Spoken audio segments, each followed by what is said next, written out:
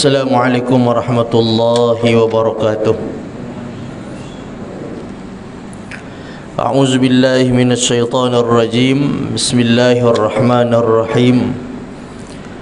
Alhamdulillahi rabbil alamin wa afdhalus salati wa atammut taslim ala sayyidina Muhammad wa ala alihi wa sahbihi ajma'in. Allahumma akhrijna min zulumatil wahmi wa akrimna binuril fahmi waftah alaina bima'rifatil ilmi wa sahhil akhlaqana bil hilmi waj'alna mimman yastami'una al-qawla fayattabi'una ahsanah. Allahumma inna na'udzubika min an nadhilla aw nudalla aw nazilla aw nuzalla aw nuzlima aw nuzlama aw najhala aw yujhala alaina azza jaruka wa jalla thana'uka wa la ilaha ghairuka. Bismillah wa billah tawakkalna 'ala Allah la haula wa la quwwata illa billahil aliyyil azim. Amma ba'd. Muslimin dan muslimat, para hadirin, mudah-mudahan dirahmati dan dikasihi oleh Allah Subhanahu wa taala. Jadi insyaallah pada malam ni kita akan sambung pengajian kita dalam kitab Al-Halal wal Haram fil Islam oleh Syekh Dr. Yusuf Al-Qaradawi rahimahullahu taala. Baik. Jadi insyaallah pada malam ni kita akan masuk kepada bab yang keempat. Kita masuk kepada bab yang baru, iaitulah bab yang keempat. Bab yang ketiga yang lalu kita sebut dan kita bahaskan tajuk lapangan gharizah. Dan malam ni kita akan masuk bab yang baru, bab yang keempat, ialah masalah kepercayaan dan juga tradisi. Ini juga perlu kita tahu apakah setiap kepercayaan ataupun amalan tradisi orang-orang yang dulu, apakah boleh kita teruskan, ataupun amalan-amalan orang-orang dulu yang bercanggah dengan agama Allah Subhanahu wa taala, yang bercanggah dengan ajaran Islam, kita perlu tinggalkan. Baik, kepercayaan yang baik, landasan pokok bagi masyarakat Islam. Tauhid inti daripada kepercayaan tersebut dan jiwa daripada Islam secara keseluruhannya. Oleh kerana itu melindungi kepercayaan dan tauhid adalah pertama-tama yang dilakukan oleh Islam dalam perundang-undangan maupun dalam dakwahnya. Jadi yang pertama sekali, sebagai mukadimah kepada tajuk kita, beliau ingin mengingatkan kita bahawa Islam itu ataupun agama Islam tertegak dengan tauhid. Dan ajaran Islam ialah ajaran yang satu-satunya daripada Allah Subhanahu wa taala. Tak ada ajaran yang lain selain daripada ajaran Islam. Jadi umat ataupun nabi-nabi yang dahulu juga agamanya agama Islam. Tidak ada agama yang lain selain daripada itu yang pertama. Kemudian yang kedua, ajaran Islam ataupun agama Islam ini datangnya daripada Allah Subhanahu wa taala, yang mana asasnya ataupun dasarnya adalah mentauhidkan Allah Subhanahu wa taala. Jadi yang kedua tadi, Islam asasnya adalah tauhid kepada Allah Subhanahu wa taala. Kemudian kalau kita tengok ajaran dan dakwah yang nabi-nabi dahulu bawa, semua benda yang sama. Mereka mengajak seluruh umat manusia ataupun kaum mereka untuk hanya menyembah Allah Subhanahu wa taala. Hanya berkeyakinan Tuhan itu hanya satu, bukan dua, bukan tiga, dan bukan lebih daripada itu. Sebab itu bila mana kita menerangkan kepada anak-anak kita tentang sembahan-sembahan sebahagian daripada manusia, kita perlu jelaskan bahawa ini adalah patung, ini adalah berhala yang disembah oleh orang-orang tertentu. Itu bukan Tuhan. Sebab kadang-kadang kita salah memberikan penerangan kepada anak cucu. Kita kata ini adalah Tuhan orang kafir, ini Tuhan orang Hindu, ini Tuhan orang Kristian, ini Tuhan orang Buddha. Jadi perkataan kita Tuhan itu salah. Itu bukan Tuhan. Tuhan orang Kristian pun Allah, Tuhan orang Buddha pun Allah, Tuhan apa lagi, Tuhan orang Hindu pun Allah. Jadi Tuhan setiap manusia hanya satu, iaitulah Allah.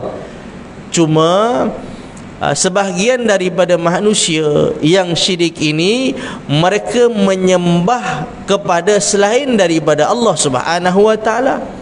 Mereka menyembah patung, ada yang menyembah haiwan, ada yang menyembah bulan, ada yang menyembah api, macam-macam sembahan mereka. Itu Tuhan tak, itu bukan Tuhan. Sebab kalaulah kita jelaskan, kita terangkan kepada anak-anak kecil ataupun anak-anak murid kita, kita kata ini adalah Tuhan untuk orang Indo, ini Tuhan untuk orang Buddha. Jadi takut mereka ni faham bahawa Tuhan ni lebih daripada satu. Oh, ada Tuhan orang Islam, ada Tuhan orang Kristian, ada Tuhan orang ini, ada Tuhan orang itu. Jadi itu penjelasan yang kurang tepat. Sepatutnya kita kata Tuhan orang Islam ke ataupun bukan Islam, hanya Allah Subhanahu wa taala. Cuma mereka menyembah kepada makhluk, mereka menyembah patung berhala, mereka menyembah haiwan, mereka menyembah apa lagi, api, mereka menyembah bulan, mereka menyembah matahari. Tapi itu Tuhan tak, itu bukan Tuhan. Cuma sembahan-sembahan mereka yang menjadikan mereka syirik kepada Allah Subhanahu wa taala. Begitu juga membanteras kepercayaan jahiliah yang dikumandangkan oleh sebahagian orang-orang yang sesat itu. Sesuatu perintah yang harus dikerjakan demi membersihkan masyarakat Islam dari noda-noda syirik dan sisa-sisa kesesatan. Jadi nanti beliau akan sebutkan sebahagian daripada adat, tradisi ataupun amalan orang-orang lama ni yang dibanteras, yang diperangi sebab ia bercanggah dengan asas dalam agama kita tadi itu, iaitulah mentauhidkan Allah Subhanahu wa taala. Apa saja kepercayaan, kalau seandainya merosakkan iman dan kepercayaan, maka itu perlu diperangi. Hatta soal tawakal pun, umpamanya soal tawakal. Jadi kadang-kadang orang kurang jelas apakah yang dimaksudkan dengan tawakal. Tawakal itu ialah seseorang yang menggantungkan diri ataupun berserah hanya kepada Allah, tidak ada selain daripada Allah tempat dia berserah. Itu maksud tawakal. Jadi tawakal ini adalah amalan hati, kerja hati. Seseorang itu tidak tahu orang lain itu tawakal ataupun tidak, hanya lihat pada zahirnya. Jadi kalau contoh seseorang yang kita kata dia kerja daripada pagi, keluar kemudian balik petang, kadang-kadang sampai malam, dia ni kurang tawakali kepada Allah, kan? Dia kurang percaya dengan Allah soal rezeki. Kita tak boleh kata macam tu, kan? Sebab tawakal ataupun tidak seseorang itu dia dalam hati. Kalau hatinya bergantung kepada Allah, maka itulah yang namanya tawakal.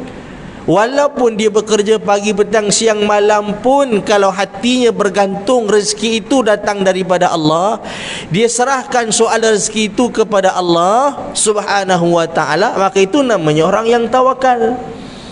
Kalau seseorang yang tidak bekerja, hanya duduk di dalam masjid, sembahyang, zikir, i'tikaf, zikir, baca Quran, tapi hatinya tidak bergantung kepada Allah, rezekinya masih bergantung kepada manusia.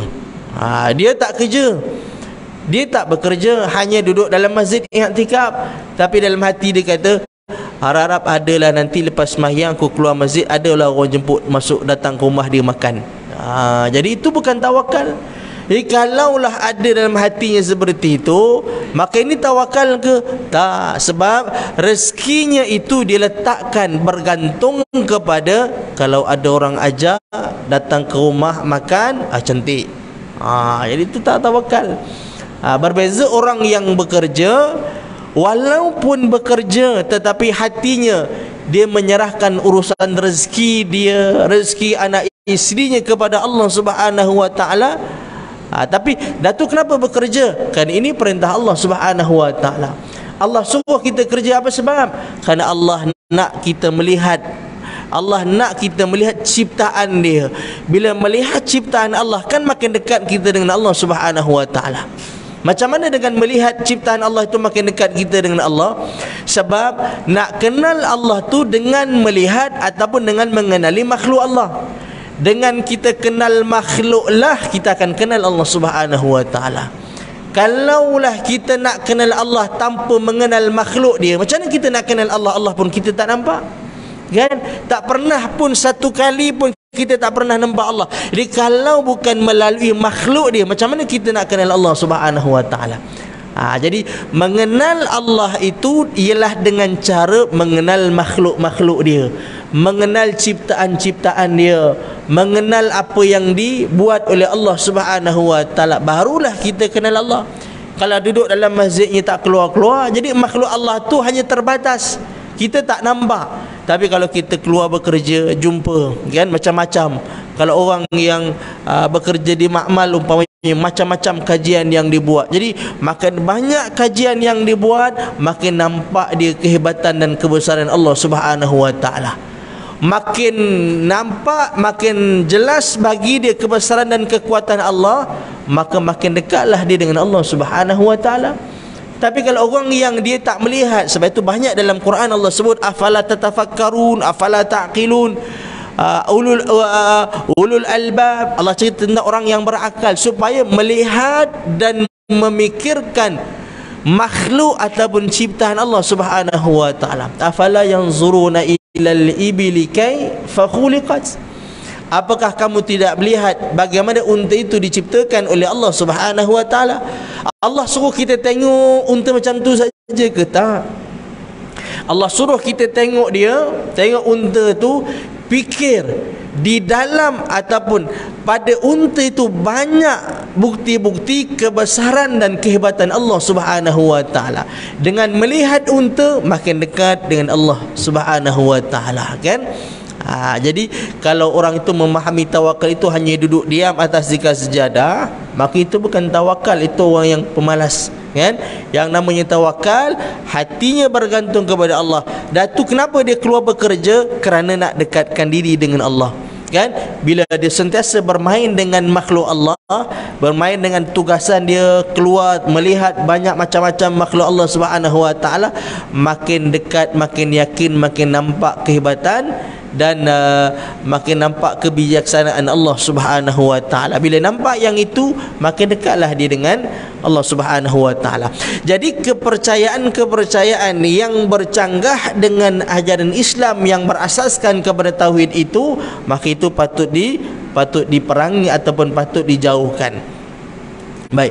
Kemudian nilai sunnatullah dalam alam semesta.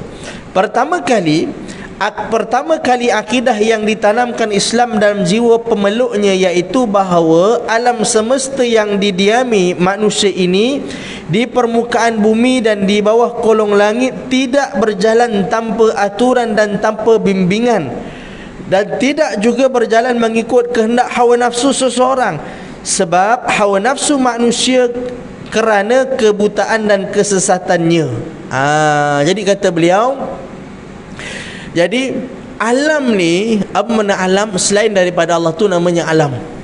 Alam ni makhluk Allah lah. Selain daripada Allah tu namanya alam. Manusia, haiwan, bulan, bintang, bumi, apa semua ni dipanggil alam.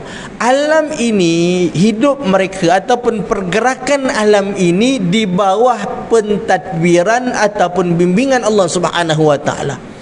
Yang pertama kita kena faham macam tu. Jadi semua yang bergerak ni, manusia yang bergerak, haiwan yang bergerak, bulan, bintang, matahari, semua yang bergerak itu di bawah aturan daripada Allah. Allah yang bimbing dia boleh bergerak. Ketika Firaun bertanya kepada Nabi Musa, "Famar rabbukuma ya Musa?" Siapa Tuhan kamu wahai Musa? Apa jawapan Nabi Musa? Dia tak kata Allah. Tapi apa jawapan dia? Dia kata qala rabbuna alladhi a'ta kulla syai'in khalqahu thumma hada. Apa kata Nabi Musa? Tuhan kita ialah Tuhan yang menjadikan makhluk ini makhluk, manusia itu manusia, haiwan itu haiwan, bumi itu bumi. Allah tak jadikan manusia itu haiwan. Allah tidak menjadikan haiwan itu manusia. Allah tak jadikan burung itu seperti ikan. Allah tak jadikan ikan itu seperti burung. Allah jadikan makhluk itu sesuai dengan dia, sesuai dengan jenis dia. Kalau dia burung, Allah tak jadikan dia boleh berenang macam ikan. Kalau dia manusia, Allah tak jadikan dia boleh hidup terbang di atas udara ataupun dalam lautan. Itu yang pertama kata Allah, qala rabbuna alladhi a'ta kulla syai'in khalqahu thumma hada. Kemudian dia juga yang memberikan petunjuk kepada makhluk dia bagaimana cara mereka itu untuk hidup. Maknanya Allah yang bimbing kita. Tuan-tuan yang datang ke sini, apakah kita yang jalankan kaki kita? Tak. Allah yang jalankan kaki kita. Allah yang gerakkan kaki kita. Apakah kita datang ke masjid ataupun surau pada malam ni itu hanya kebetulan? Tak. Itu sudah ada dalam ilmu Allah. Sebelum kita lahir, Allah tahu dah hari ni, tanggal ni, pukul sekian kita akan berada di dalam surau. Semuanya berjalan mengikut aturan yang telah ditetapkan oleh Allah Subhanahu wa taala. Walau ittaba'al haqqu ahwa'ahum lafasadatis samawati wal ardu wa man fihin. Andai kata kebenaran itu mengikuti hawa nafsu mereka, nescaya akan rosaklah langit dan bumi serta makhluk yang ada di dalamnya. Kalaulah, kata Allah, kalaulah seandainya semua ini bergerak mengikut hawa nafsu mereka, mengikut kehendak mereka, rosaklah bumi ni. Kalau contoh kita nak supaya matahari keluar sekian pada waktu sekian, bulan kena keluar waktu sekian, mana dunia ni aturan manusia, maka kata Allah la fasadatis samawati wal ard, maka akan rosaklah langit dan bumi ataupun diri kita. Kalau kita sendiri yang uruskan diri kita, kita tak akan boleh hidup sampai sekarang, tuan-tuan dan puan sekalian, kan? Sebab Allah yang menghidupkan, kan Allah bersifat dengan qayyum. Apa makna qayyum? Qayyum ni Allah yang menghidupkan kita setiap saat dan detik, itu Allah yang jalankan kita. Dia bukan macam handphone ni, kalau makna dia hidup dengan apa? Hidup dengan bateri. Kalau bateri habis, kita pun cas dia. Selepas kita cas dia, kita tanggalkan dia, kita pisahkan dia daripada pengecas dia. Dan bila mana kita pisahkan dia daripada pengecas, maka hiduplah, berjalanlah dia seperti mana dia boleh berjalan sampai waktu dia nanti bateri habis. Manusia tidak seperti itu. Manusia bukan dicas hidup sampai bateri habis kemudian cas balik, tak. Manusia ni perlu setiap masa, setiap detik, perlukan Allah yang hidupkan dia. Contoh, darah kita sekarang yang berjalan, ada bateri ke yang jalankan dia? Tak. Siapa yang jalankan dia? Allah Subhanahu wa taala. Kalau seandainya kita yang jalankan darah kita, macam mana kita nak buat, tuan-tuan? Darah kita nak jalankan, jantung kita nak bagi dia bergerak, kita nak bagi mata kita pula boleh melihat, telinga kita boleh mendengar. Jadi agak-agak boleh tak kita, tuan-tuan, nak buat macam tu? Dalam satu waktu banyak benda kita nak uruskan. Bukan mudah, kan? Nak uruskan jantung, nak uruskan paru-paru, nak uruskan darah, nak uruskan otak, nak uruskan mata, nak uruskan telinga. Bolehkah kita nak hidup macam tu? Tak. Maka kita bergantung kepada siapa? Allah Subhanahu wa taala. Maka kata Allah, kalaulah manusia itu hidup dengan dia, kalau Allah tinggalkan manusia, maka tak boleh dihidup, kan? Jadi kita, saya, tuan-tuan dan juga ibu-ibu sekalian, kita perlukan Allah untuk kita meneruskan kehidupan kita. Kalau Allah tinggalkan kita, menggelabah kita, tuan-tuan, kan? Kalau Allah tinggalkan kita, Allah tak jadikan mata kita yang boleh melihat, Allah biarkan mata kita, Allah biarkan telinga kita, Allah biarkan semua ni. Tuan-tuan bayangkan macam mana agak-agak kita nak hidup. Banyak benda yang kita nak uruskan dalam satu-satu masa. Baik. Kemudian, namun perlu dimaklumi bahawa alam ini dikendalikan dengan undang-undang dan hukum yang tetap, tidak pernah berubah dan berganti sebagaimana telah dinyatakan oleh Al-Quran.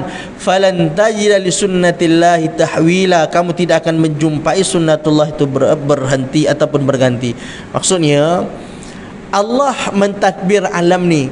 Tak ada yang lain yang mentadbir alam ni. Hanya Allah Subhanahu Wa Taala yang mentadbir alam ni. Alam ini ditadbir oleh Allah itu dengan sistem. Dan sistem itu tidak akan berubah sampai bila-bila. Walan tajida li sunnatillahi tabdila. Kamu takkan dapati sunnatullah atau undang-undang ataupun peraturan Allah itu berubah sampai bila-bila. Takkan berubah. Contoh yang paling mudah begini. Daripada dulu sampai sekarang, undang-undang dan peraturan Allah dalam diri kita, bila kita makan, kenyang. Itu peraturannya, kan? Macam mana boleh kenyang? Dengan sebab makan. Kerana Allah dah set kat situ dah. Makan, maka kenyanglah manusia, kan? Ini yang dimaksud peraturan yang Allah letakkan dalam diri manusia, kan? Atau apa lagi? Bila orang caci maki kita, marah kita. Sebab kita boleh marah, Allah Subhanahu Wa Taala set di situ. Bila orang maki, orang caci kita, maka kita akan marah. Itu sunnatullah, peraturan Allah baru dalam hidup manusia, kan? Dalam alam ni lagi, kan? Bila cuaca gelap, awan yang penuh, maka nanti turunlah hujan. Macam mana boleh hujan turun? Itulah yang dinamakan sunnatullah, peraturan Allah Subhanahu Wa Taala dalam hidup manusia, kan? Ataupun contoh, bila kita sakit, kan? Bila kita sakit, maka kita ambil ubat ataupun kita merawat. Maka bila mana kita dirawat, maka sihat. Macam mana boleh sihat dengan rawatan tadi itu? Kerana itulah sunnatullah, peraturan Allah Subhanahu Wa Taala. Kalau kena cara kamu rawat, maka sihatlah orang itu. Itu dipanggil sunnatullah. Nanti kita akan sebutkan contoh-contoh yang dikaitkan dengan amalan-amalan terisi atau yang dipanggil sebahagian daripada amalan khurafat, kan? Yang sudah tentu bercanggah dengan apa yang kita sebutkan tadi, bercanggah dengan sunnatullah, bercanggah dengan ajaran Islam. Baik. Kaum muslimin telah belajar dari kitabullah dan sunnah Rasul supaya menjunjung tinggi sunnatullah yang berbentuk alam semesta ini dan mencari musabab yang diperolehi dari sebab-sebab yang telah diikatkannya oleh Allah. Maknanya manusia boleh berhukum dengan sunnatullah. Contoh, perut kita kembung, kan? Perut kita kembung, maka sunnatullahnya, kebiasaannya ataupun adatnya, atau hukum dipanggil hukum adat. Kalau tuan-tuan belajar akidah, dia akan sebutkan, dia akan sebutkan ada hukum adat, ada hukum akal, ada hukum syara, kan? Adatnya, kalau kita minum air halia, maka sihatlah, hilanglah angin di perut kita. Macam tu contoh dia, kan? Maksudnya boleh ataupun tidak kita berpegang dengan rawatan, meminum air halia untuk menghilangkan kembung perut, boleh. Sebab apa boleh? Tak jadi syirik ke macam tu? Dah, sebab Allah dah letakkan adatnya, kebiasaannya. Kalau perut kembung kena dengan buah halia ataupun kena dengan halia, maka akan legalah perut kita. Itu dipanggil hukum adat yang boleh kita berpegang dengannya. Kerana sunnatullah, bila adatnya begitu, maka jadilah begitu. Kebiasaannya macam tu, jadilah macam tu. Contoh, sunnatullah, peraturan Allah dengan adat. Maksudnya kebiasaan dia, api ini sifatnya membakar, kan? Kebiasaan api yang sifat membakar. Maka boleh ataupun tidak kita melarang seseorang daripada bermain api, kerana kita kata jangan main api, nanti terbakar rumah, nanti terbakar barang-barang ni. Walhal benda tu belum berlaku, tapi boleh ataupun tidak kita sebutkan begitu, maka kita katakan boleh. Sebab mengikut hukum adat, begitulah yang akan berlaku. Kerana sunnatullah, bila ada adatnya seperti itu, maka akan berlaku seperti itu. Ataupun bila mana kita melarang anak kita daripada main api, kita kata jangan main api, nanti kan terbakar apa kapit, terbakar langsir tu kan, habis rumah kita terbakar. Anak kita pula baru belajar tauhid, dia kata abah tahu mana benda tu belum berlaku bah, syirik. Abah kata macam tu, dosa kita cakap benda yang akan datang tak boleh. Dia kata macam tu.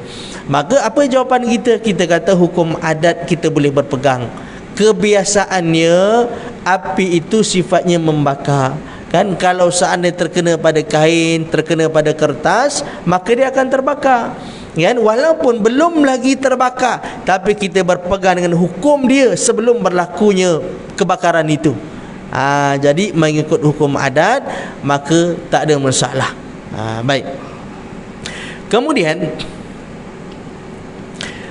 jadi kata beliau, serta supaya mereka menolak apa yang dikatakan sebab yang sekadar dugaan semata yang biasa dilakukan oleh sebahagian dari pemuda dan sebagainya. Jadi kata beliau, kalau seandainya kan kita boleh berpegang dengan sesuatu yang akan datang. Yang pertama, kalau ada Quran sebut. Contoh, dalam Quran sebut bahawa orang yang melakukan maksiat akan masuk dalam neraka dan akan akibatnya begini, dibakar, kemudian potong lidah apa segala macam ni. Benda tu belum berlaku. Kan benda tu belum berlaku, belum ada orang yang ada di dalam neraka, belum ada. Kan tapi kita sebut kerana Allah dah sebut awal dalam Quran. Bila Allah sebut, kerana Allah tahu benda yang akan datang. Satu. Yang kedua, apa yang disebutkan oleh Nabi SAW. Kan banyak hadis-hadis yang menceritakan tentang peristiwa akhir zaman. Benda tu belum berlaku, tapi Nabi sebut kerana Nabi dapat wahyu daripada Allah. Dan yang ketiga, kalau seandainya adat ataupun sunnatullahnya begitu, adatnya begitu, kebiasaannya begitu, maka kita boleh berpegang sesuatu dengan yang akan datang. Tapi kalau seandainya dengan amalan-amalan yang khurafat, contoh kan, contoh orang kata, kalau seandainya tangan kita gatal-gatal ni, ada orang nak bagi duit lah ni. Itu kan, ada orang kata macam tu. Jadi ada tak Quran sebut macam tu? Tak ada. Adakah dalam hadis kata begitu? Tak ada. Kebiasaannya macam tu ke? Bila gatal tangan orang nak bagi duit? Tak juga. Ada orang tak gatal tangan duit dapat. Ada orang yang gatal tangan sampai berkudih-kudih tangan, dia tak juga dapat duit. Jadi sudah tentu dia bercanggah, dia tak ada, asasnya tidak ada. Berpegang dengan hukum akan dapat duit bila tangan kata itu, asasnya tidak ada. Quran juga tidak sebut, dalam hadis juga tidak ada, sunnatul ataupun hukum adat juga tidak begitu. Jadi daripada mana asas dia?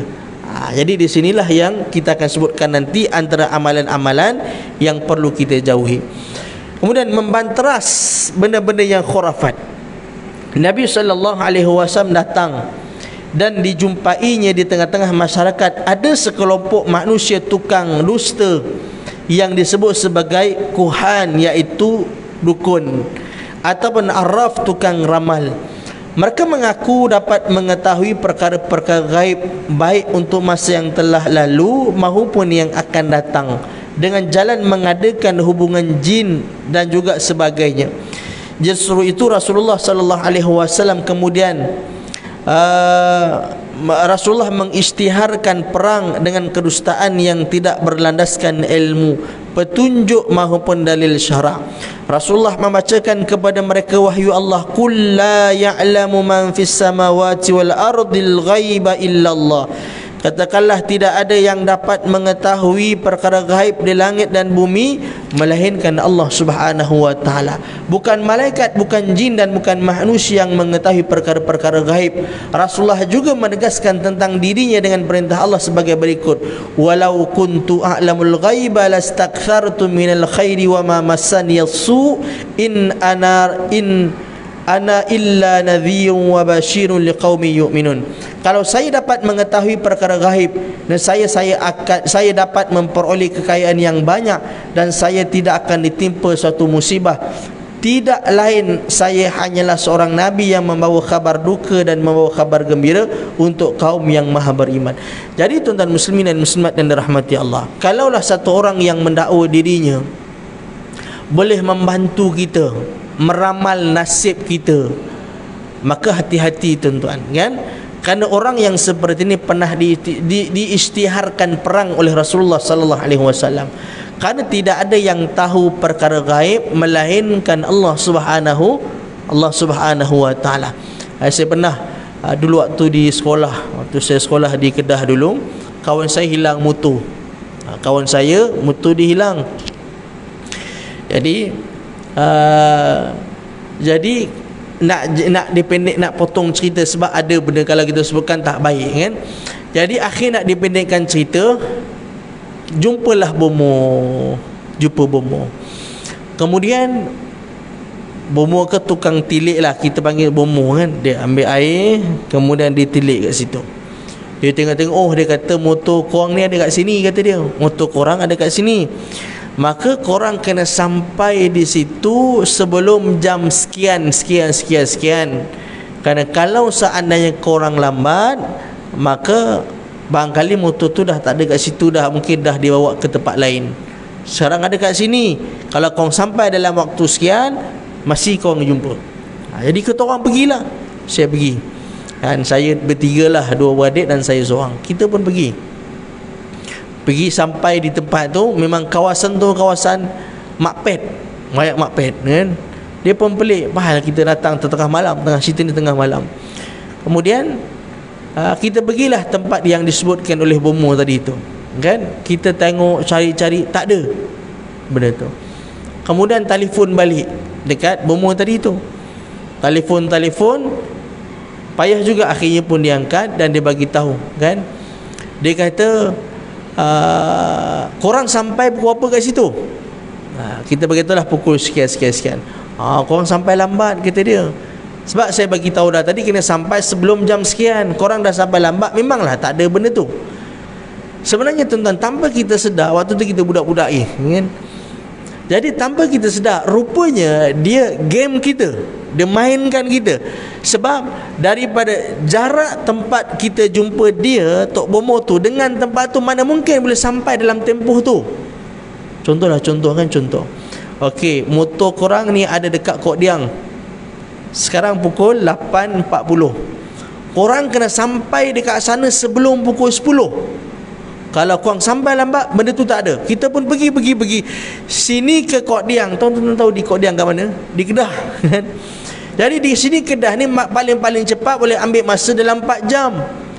Jadi dia suruh kita sampai sebelum pukul 10. Lah dah kat pukul 9 dah. Memustahilkan kita boleh sampai. Tapi oleh kerana macam-macam lah dia buat ayat lah, bla bla bla, kita pun terlalu terpercaya dengan dia. Akhirnya kita pergi sampai dia Kok Diang pukul 12.30 malam. Cari-cari memang tak jumpa lah. Dia kata kau sampai pukul 12, aku bagi tahu pukul 10, tapi yang kau sampai pukul 12 apa hal? Jadi di situ maknanya mereka cara mereka untuk menipu kita dengan amalan khurafat mereka itu. Yang kadangnya kononnya mengatakan kami bekerjasama dengan jin Islam. Tuan-tuan, seminit yang terakhir. Jin, kalau orang mendakwa dia bekerjasama dengan jin Islam, tuan-tuan, yang pertama kita kena fikir tahu, jin tu makhluk yang dia tidak berada di alam kita, dan kita tak boleh nampak dia. Kalau manusia pun manusia yang kita nampak, batang hidung muka dia kita nampak pun, kita belum boleh yakin dia Islam ataupun tidak, apatah lagi jin yang kita tak pernah nampak dia. Dia duduk di tempat di alam yang lain, dia bukan, kita tak nampak dia. Macam mana kita boleh yakin dia Islam? Walhal kalau seorang manusia, kalau tuan-tuan pergi negara Arab umpamanya kan, contoh tuan pergi negara Arab, pakai jubah, pakai serban, pasti Islam ke? Belum tentu. Tuan-tuan pergi Syria umpamanya kan, banyak orang Kristian, tengok orang Arab dia berjubah pula, dia pakai serban, kemudian pakai yang apa nama dia, yang hitam tu kan, dia pakai serban. Kita pun jumpa ni Tok Syekh ni, kita pun salam, cium tangan dia. Walhal dia memang itu pakaian tradisi Arab. Jubah, kalau masuk kelab malam pakai jubah, pakai serban itu, minum arak apa semua. Dia tengok dia bukan Islam. Jadi kalau manusia yang depan mata kita pun kita kita tak yakin dia Islam ataupun tidak, bagaimana kalau jin? Dengan hanya dikatakan, oh jin tu boleh baca Quran, jin tu boleh mengucap. Kalau manusia dia nak tipu kita, dia mengucap apakah kita kata dia Islam? Apatah lagi jin, makhluk yang kita tak nampak dia. Jadi ini satu benda yang kata ulama, benda yang meragu-ragukan kita, kan? Jin kalau dia nak merosakkan kita, memang kita tak nafikan ada jin Islam, ada jin yang tidak Islam, tapi nak mengenal mereka itu bukan benda yang mudah, kan? Apakah dengan hanya mendengar jin tu baca Quran, jin itu berselawat, jin tu mengaku Islam, terus kita katakan Islam? Belum lagi, kerana kita tidak ada di zaman ataupun di waktu, kita tidak berada di alam mereka, kita tak tengok mereka, entah mereka mempermain-mainkan kita. Jadi ini perlu kita hati-hati kalau berhadapan dengan bumuh yang kononnya, kan, merawat kita dengan cara Islam, dengan kerjasama jin. Dan kadang-kadang saya tengok juga ada yang dia menggunakan ayat Quran, ditulis ayat Quran tetapi tulis dengan ayat yang salah, dengan huruf yang salah, yang jim yang tidak bertitik, dengan tulisan yang terbalik, kan? Jadi ini yang berlaku, yang nanti kita akan sambung perbahasan dia berkaitan dengan amalan-amalan khurafat yang sebahagian daripada kita orang Melayu kita yang masih lagi berpegang dan percaya dengan benda-benda khurafat ini. Bahkan kalau ianya yang pertama bertentangan dengan agama Islam tu salah dah, yang keduanya ia hanya satu penipuan dan pendustaan semata-mata. Benda tu kalau kita tak buat pun pasti dia akan jadi, tapi dengan sebab penipuan oleh orang-orang yang menipu, maka dia akan jadilah benda-benda yang karut marut ataupun benda-benda yang khurafat. Jadi tuan-tuan muslimin dan muslimat yang dirahmati Allah sekalian, saya kira cukuplah sahaja tu dulu untuk kita pada malam ni. Mudah-mudahan ada manfaat juga faedah untuk kita bersama insya-Allah. Auzubillahi minasyaitonirrajim. Bismillahirrahmanirrahim. Alhamdulillahi rabbil alamin, sallallahu ala Muhammad wa ala alihi wa sahbihi ajma'in. Allahumma ati anfusana taqwaha wa zakkiha, anta khairu man zakkaha, anta waliyuha wa maulaha. Sallallahu ala Muhammad wa ala alihi wa sahbihi wa baraka wa sallam. Walhamdulillahi rabbil alamin. Assalamualaikum warahmatullahi